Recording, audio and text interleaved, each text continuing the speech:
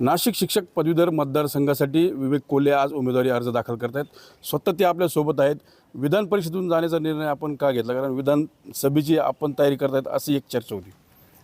तयारी कुठलीच करत नव्हतो. समाजकारण करायचं म्हणूनच ह्या दृष्टीने राजकारणाकडे आपण बघतो. स्वर्गीय शंकररावजी कोल्हे साहेबांची शिकवण आहे 80% समाजकारण 20% राजकारण. त्या भावनेतून काम करत असताना अनेक प्रश्न सोडवण्याचं त्या ठिकाणी मला भाग्य लाभलं गेल्या काही वर्षामध्ये. आणि स्वाभाविकरित्या काही शिक्षकांना असं वाटलं, काही संघटनेला वाटलं की आपण या ठिकाणी आमचेही प्रश्न सोडवण्याच्या दृष्टीने पुढाकार घ्यावं. आणि म्हणून त्या दृष्टीने या निवडणुकीकडे मी बघायला लागलो.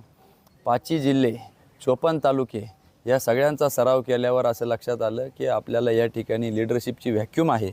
आणि म्हणून आपण एक सक्षम त्या ठिकाणी पर्याय आपण होऊ शकतो आणि विधान परिषदेवर जाऊन शिक्षकांचे प्रश्न निश्चितपणाने धाडसाने सोडवू शकतो. आपण जर बघितलं तर पदवीधर मतदारसंघामध्ये शक्यतो जे संस्था चालक आहेत किंवा ज्यांच्या मालकीच्या संस्था आहेत अशी लोक जे आहेत ती निवडणुकीला सामोरं जातात. एक खंत देखील आहे की सामान्य शिक्षकाला आमदार का करू नये, आणि ती जनरली बघितली तर शिक्षकांमध्ये देखील तो रोष आहे. मुळात 1960 साली जेव्हा पंचायत राज लागू झालं त्यावेळेस या मतदारसंघामध्ये अनेक शिक्षक मंडळी उभे राहायला लागली. पण घटनेमध्ये कुठेही अशी तरतूद नाही की शिक्षकांनीच उभं राहावं.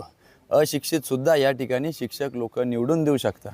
शिक्षक एक समाजाचा प्रतिबिंब म्हणून बघितलं जातं. त्यावेळेस साक्षरता दर 22 ते 24% होती.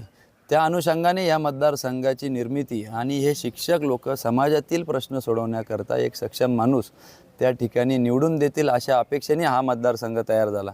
परंतु दुर्दैवाने शिक्षकांचेच अनेक प्रश्न गेल्या काही वर्षांमध्ये तयार झाले आणि त्यांचेच जर प्रश्न सुटत नसतील तर इतर प्रश्नांचा तर प्रश्नच उरत नाही. म्हणून आज खऱ्या अर्थाने शिक्षकांच्या आधी प्रश्न सोडवणं गरजेचं आहे.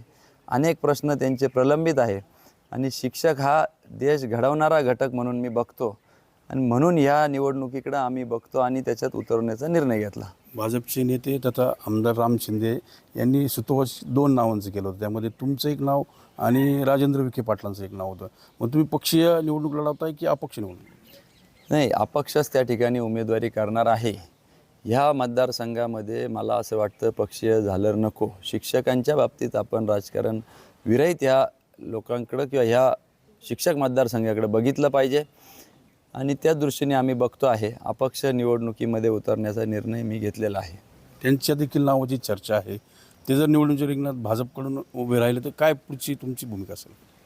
नाही, आता कोणी राहिलं निवडणुकीमध्ये उभं तरी निवडणूक लढवण्याच्या दृष्टीने आम्ही आमचा विजन, आमचे विषय ठामपणे कसे सभागृहात मांडू शकतो हे आम्ही शिक्षकांना पटवून देऊ.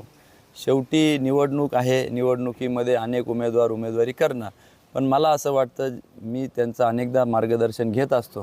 ते या निवडणुकीत उतरतील असं मला आता अद्याप तरी वाटत नाही. नाशिक पदवीधर निवडणुकीत सत्यजित तांबेंच्या निवडणुकीच्या वेळी भाजपने त्यांना जाहीर पाठिंबा दिला. महसूल मंत्री विखे पाटलांनी देखील सक्रिय त्यांचा प्रचार केला. काय वाटतं तुमच्या मागे सगळे नेते मंडळी उभे राहील का? नाही, पक्षीय कोण उभे राहतील कोण नाही राहणार, पण एक चांगला अभ्यासू उमेदवार म्हणून निश्चितपणाने शिक्षक मतदार माझ्या पाठीमागे उभे राहतील याची मला खात्री आहे. गणेश पॅटर्न जो चालवला नव्यानं, थोरात आणि कोल्हे गणेश सहकारी साखर कारखाने निवडून एकत्र आले आणि बदल घडला. तुम्ही विखेंना दिला. आता या निवडणुकीची जर पार्श्वभूमी जर बघितली तर बाळासाहेब थोरातांचा आशीर्वाद तुमच्यासोबत असणार. नाही, असं आहे, ती एक सहकारी कारखान्याची निवडणूक होती आणि निवडणूक संपली तेवढ्यापुरती आमची युती त्या निमित्ताने होती. आणि हे आम्ही शह देण्यापेक्षा मतदार ठरवत असता की कोणाला शह द्यायचा किंवा कोणाला सत्तेत आणायचं. आणि स्वाभाविकरित्या त्याच दृष्टिकोनातून मी मतदारांपर्यंत जातो आहे. सकारात्मक प्रतिसाद 5 जिल्ह्यातून मिळतो आहे आणि त्याच्यामुळं आमचे अनेक लोक जे आमच्या निगडीत आहेत त्यांचे फोन येत आहे. शिक्षक, प्राध्यापक, इतर लोक सगळेच त्यामध्ये सहभागी होऊन असा मोठा पाठिंबा मला त्या ठिकाणी लाभतो आहे. मला खात्री आहे की या ठिकाणी मी विजय संपादित करेल. पक्षीय अथवा अपक्ष असं काहीच नाही, तर अपक्ष म्हणून सामोरं जाताना सर्व समन्वयक भूमिका जी आहे या निवडणुकीत उमेदवार म्हणून माझी राहील असा आशावाद जो आहे तो विवेक कोल्हे यांनी व्यक्त केला आहे. मनोज गाडेकर, TV9 मराठी, कोपरगाव, अहमदनगर.